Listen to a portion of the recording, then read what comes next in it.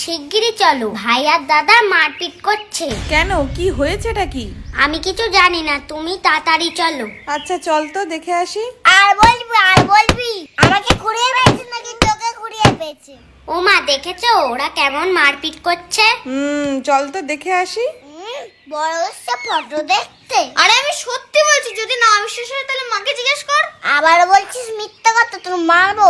এই কি হয়েছেটা কি? আর ঘরটা এরকম অবস্থা করেছিস কেন? ও মা, দেখো না, দাদা বলছে যে আমাকে কুড়িয়ে নিয়ে এসেছো। ও মা, তাহলে কি সত্যি কুড়িয়ে এনেছো আমাকে? কে বললো তোকে এইসব বাজে কথা? ওই তো রজত দাদা বললো, এর আন্দান দেখতে দেখতে। তা কি বলেছে একটু শুনি তোর রজত দাদা। তোমরা বিয়ে আনবালে আমার তো একটাও ছবি নেই।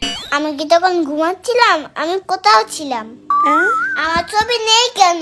তাহলে কি রজত দাদা যেটাই বললো সেটাই ঠিক? না মামি, আমি ওসব বলিনি, ও মিথ্যা কথা বলছে।